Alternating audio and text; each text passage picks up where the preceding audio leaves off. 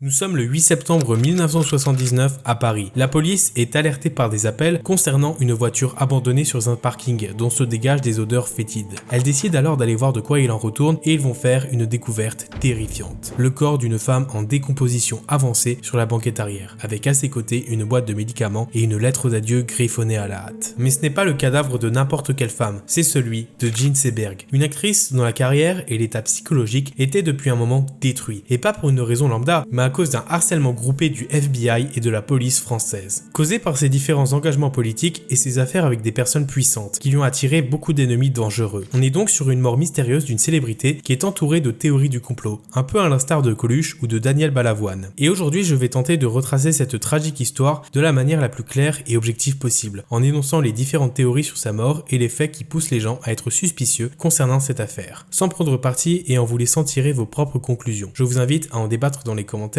mais soyez respectueux. On va voir aujourd'hui comment est morte Jean Seberg, la jeune star du cinéma brisée par le FBI.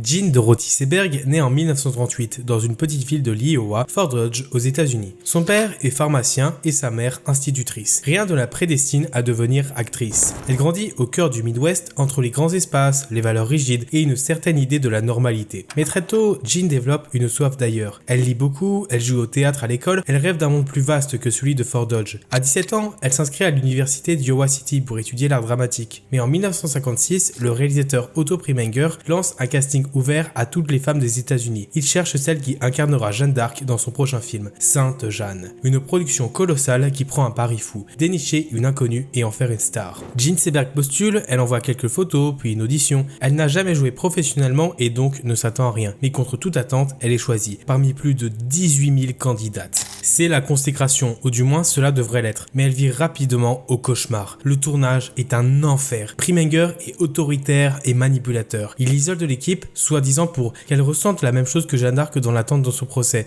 et n'hésite pas non plus à la mettre en danger et à l'humilier fréquemment. À la sortie du film, Sainte Jeanne est un échec critique. Alors, les spectateurs font ce qu'ils savent faire de mieux. Plutôt que de jeter le blâme sur le réalisateur qui est responsable de tout ce qui se passe dans un film et a les épaules pour affronter des tonnes de critiques, ils déchaînent leur haine sur la jeune actrice qui a déjà assez souffert pendant le tournage. De toute façon, c'est une femme, elle pourra pas se défendre. Une potiche blonde, une erreur de casting, une actrice impardonnable. Elle n'a que 18 ans et déjà on la cloue sur la place publique. Mais Jean Seberg est résiliente et elle ne lâche pas son rêve de devenir actrice. Preminger ne la lâche pas non plus et lui offre un second rôle, celui de Cécile dans Bonjour Tristesse, adapté du roman de François Sagan, mais le film divise encore. Aux États-Unis, sa prestation passe inaperçue. En France, en revanche, certains critiques commencent à remarquer son charme particulier, sa photogénie étrange et son ton froid, presque détaché. Elle a un charme un peu éthéré et hors de ce monde qui gagne le cœur de nombreux spectateurs français, dont un certain réalisateur encore tout jeune à l'époque, Jean-Luc Godard. À la fin des années 50, un vent de révolte souffle sur le cinéma français. Une poignée de jeunes critiques des cahiers du cinéma veulent briser les codes du cinéma. Jean-Luc Godard, l'un d'entre eux, prépare son premier long métrage, À bout de souffle, un film tourné à l'arrache, caméra à l'épaule, sans autorisation, sans budget, presque sans scénario.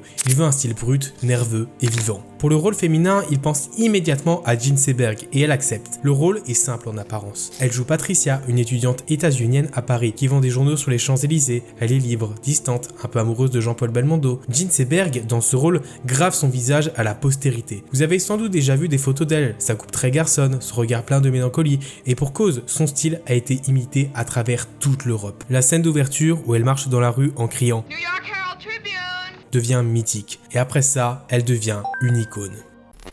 Après À bout de souffle, Jean Seberg ne devient pas simplement célèbre, elle devient une présence nouvelle dans le cinéma mondial. Elle a 22 ans et a déjà vécu 2 débuts de carrière. Le premier, artificiel et brutal, façonné par Otto Preminger, dans ce mythe américain de la star créée par un homme. Le second, plus organique, plus libre, né du regard de Jean-Luc Godard. 2 hommes, 2 visions du cinéma. Et au centre, une jeune femme qui se cherche, mais qui refuse d'être une marionnette. En France, elle explose. À bout de souffle est un succès critique et public. Elle devient immédiatement l'états-unienne préférée des Français, la muse inattendue d'un cinéma en train de se renouveler. Et cela ouvre beaucoup de portes. Elle devient, l'air de rien, une actrice populaire en France, sans jamais perdre son aura d'intellectuelle bohème. En 1964, elle revient aux États-Unis avec un rôle bouleversant dans Lilith, face à Warren Beatty. Le film, méconnu aujourd'hui, est pourtant l'un de ses sommets. Elle y joue une patiente atteinte de schizophrénie dans une performance incandescente. La critique salue son interprétation et parle d'une présence hypnotique. Elle décroche même une nomination au Laurel Award, mais c'est l'un de ses très rares succès aux États-Unis. Parce que là-bas, malgré tout, on ne sait pas trop quoi faire d'elle. Trop cérébrale, trop ambiguë. Elle ne correspond à aucun moule, à aucun modèle préexistant. Elle ne sourit pas comme on l'attend. Elle ne joue pas la comédie de la séduction. Elle est ailleurs. Même dans les productions hollywoodiennes plus commerciales comme Pendulum ou La Kermesse de l'Ouest, elle reste en marge. Et à ce moment de sa vie, Jean n'essaye même plus de s'adapter. Elle veut vivre, aimer et surtout s'engager. En 1963, elle rencontre Romain Gary lors d'une réception à Los Angeles. Il est diplomate, écrivain, charismatique. Vous avez probablement déjà entendu parler de lui, car c'est l'un des derniers grands auteurs français. Il a entre autres écrit La Promesse de l'Aube, La Vie devant soi, ou encore l'un de mes romans préférés, Les Cerfs-Volants. Ils tombent rapidement amoureux et cette relation va changer pour toujours leur vie. Faite de passion et de silence, ils se marient secrètement en 1963, vivent entre Paris, Genève, Los Angeles et la jungle diplomatique. En 1964, naît leur fils Diego. Pour un temps, Jean semble heureuse. Gary la pousse à écrire, l'encourage dans ses engagements. Ils forment un couple étrange entre deux mondes. Elle actrice, libre et politique, lui écrivain, visionnaire, parfois écrasant. Jean continue de tourner et sa vie sentimentale reste mouvementée. Avec Clint Eastwood, elle vit une liaison intense mais secrète dans les coulisses de la Kermesse de l'Ouest. Il est marié et la quitte brusquement. Cette rupture la marque profondément. Et elle aura d'autres relations après celle-là, mais c'est à cause de cette affaire que Gary mettra fin à leur couple. Cependant, même si cette affaire fera plus tard beaucoup de mal à ses réputations, ce n'est pas à cause de ça que des gens puissants et mal intentionnés ont commencé à s'en prendre à elle, mais à cause de ses idées politiques en avance sur leur temps. Voyez-vous, elle était très engagée concernant les causes raciales qui déchiraient les États-Unis à l'époque. On était en plein dans les luttes de Martin Luther King et des Black Panthers qui se battaient pour que les personnes noires aient plus de droits. Gary avait d'ailleurs écrit un roman, Chien blanc, inspiré de cette période historique et de sa vie avec Seberg, qui dénonce tous les racismes et les horreurs commises durant cette période. Et ça, il y a un certain organisme du gouvernement qui va pas du tout aimer et qui va le faire payer très cher à Jean Seberg, le FBI.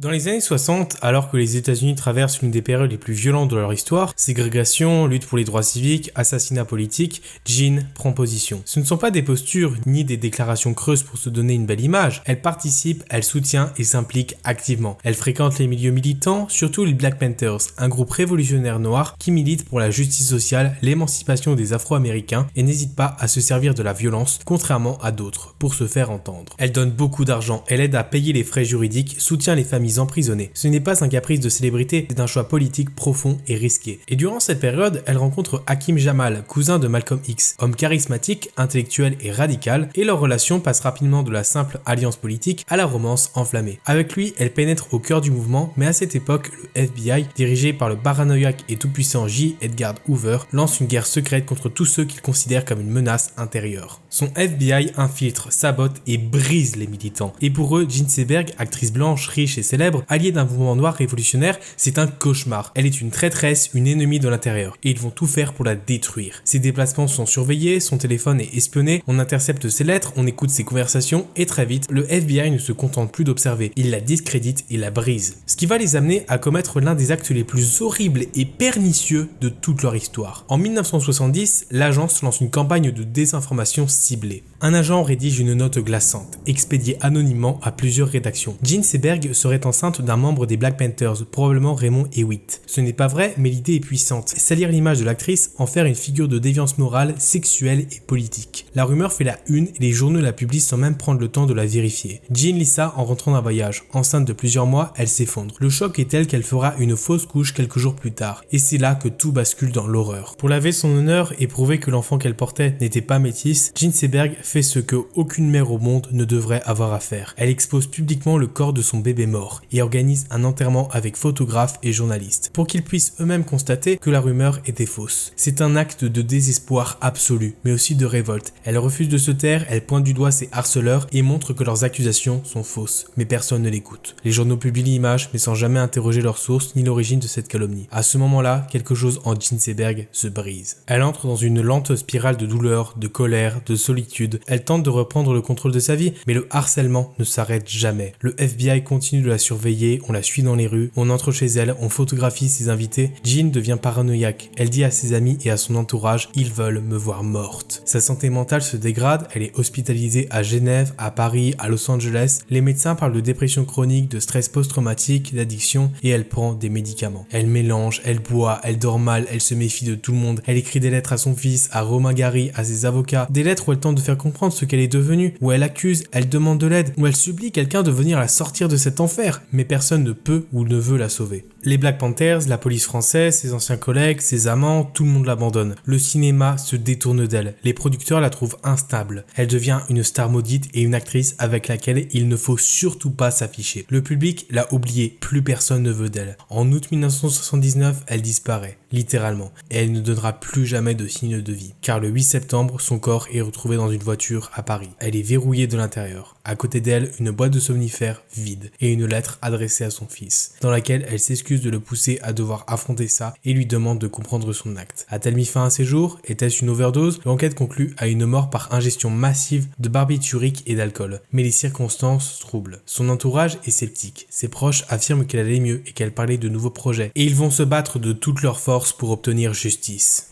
Les yeux rougis par les larmes, Romain Gary tiendra une conférence de presse sur la mort de Jean Seberg, accompagné de leur fils, Diego. Dans celle-ci, Gary accuse le FBI d'avoir poussé son ex-femme à commettre l'irréparable, à force de harcèlement et de diffamation constante pendant des années. Tout ça pour avoir soutenu les Black Panthers. La conférence est complètement ignorée par la presse états-unienne et regardée avec mépris par les journalistes français, qui disent que Gary ne sait plus quoi faire pour attirer l'attention. Gary étant à l'époque méprisé aussi par la presse pour ne pas être un lèche-bot comme ses journalistes. Il est clair que Romain Gary aimait toujours profondément Jean Seberg, même après leur séparation et même après qu'elle ait trompé de nombreuses fois. Il s'inspirait d'elle pour écrire ses romans et quand elle a disparu, ça l'a anéanti. Il porte plainte contre Ahmed Hasni, un escroc qui a séduit Jean Seberg quand elle était en Algérie. Il se présentait comme un acteur avec des ressources et des contacts, alors qu'il n'était en réalité qu'un homme à femme avec une réputation pour essorer ses victimes et n'en recracher que les os. Il lui a soutiré 11 millions de francs, l'a battu, lui a volé le manuscrit de son autobiographie, mais malgré tout ce qu'il lui a fait subir et les charges accablantes contre lui, rien. La police française ne l'interroge même pas sérieusement. Pas de garde à vue, pas d'enquête poussée, rien. Quand Gary porte plainte contre lui, l'affaire est classée. Hasni disparaît de la circulation et avec lui, la clé de l'affaire. Dévasté et acculé par la presse, Romain Gary mettra fin à ses jours un peu plus d'1 an plus tard en se tirant une balle dans la bouche. À ses côtés de son cadavre, on retrouvera une note sur laquelle était juste écrit « Rien à voir avec Jean Seberg », disparaissant ainsi comme son amante pour des raisons mystérieuses. Mais alors que leurs proches respectifs faisaient leur deuil, le programme Contact Pro commence à être exposé aux États-Unis. Une division clandestine du FBI consacrée à des opérations de diffamation et de harcèlement du même acabit que celle dont fut victime Jean Seberg. Des documents, des rapports, des enregistrements, des ordres signés, tout est là. Les noms, les méthodes, les cibles et Jean Seberg y figurent noir sur blanc. On y apprend que le FBI a sciemment monté une opération de destruction de réputation contre elle, que la fausse rumeur du bébé métis venait d'eux, qu'ils avaient menti, manipulé, piégé et qu'ils savaient que cela pourrait détruire sa santé mentale. Ils le disent, ils le savent et ils le font quand même. Et malgré cette bombe, personne, jamais, ne leur a demandé des comptes. Personne n'a été jugé, personne n'a présenté d'excuses. Et de toute façon, à quoi bon? Ils peuvent faire toutes les excuses qu'ils veulent, ça ne réparera jamais ce qu'ils ont fait. Ils ont détruit la vie d'une femme qui avait tout pour réussir, mais a tragiquement voulu se battre pour ce qu'elle croyait juste. Ce qui l'a amené à tout donner pour les Black Panthers, qui ont été ingrats pour tout ce qu'elle a fait pour eux, et à s'acoquiner avec des mauvaises personnes. Coincée entre le FBI et ceux qu'elle croyait être ses alliés politiques, entre le marteau et l'enclume. Elle avait tout, la beauté, le talent, l'intelligence. Elle était libre, elle voulait changer le monde, elle voulait aimer, écrire, s'engager. Elle n'a pas été brisée par une maladie, ni par un accident,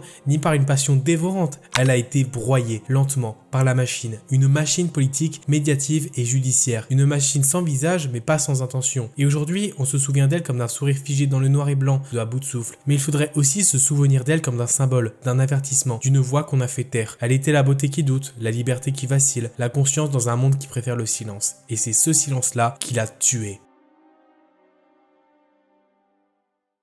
Le plus frustrant avec les affaires embrumées de mystère comme la mort de Jean Seberg, c'est de ne jamais avoir le fin mot de l'histoire. Nous sommes laissés tout seuls avec nos théories folles, à ruminer les éléments de l'affaire sans jamais avoir de réponse, que du silence. N'hésitez pas à vous abonner et à activer la cloche pour ne rater aucun futur épisode. Pensez aussi à partager cette vidéo autour de vous, la liker, la commenter pour qu'elle soit mieux référencée dans l'algorithme. Il y a aussi la chaîne secondaire et les comptes TikTok et Instagram consacrés à des petites interviews de célébrités du cinéma. Sans oublier le compte Wattpad où je publie des nouvelles littéraires dans mon propre univers fictif, Monde Mort. Je vous laisse checker ça. Merci à tous d'être restés avec moi jusqu'à la fin de cette vidéo. On se reverra très bientôt pour de nouvelles émissions, juste ici, sur l'Archevêque.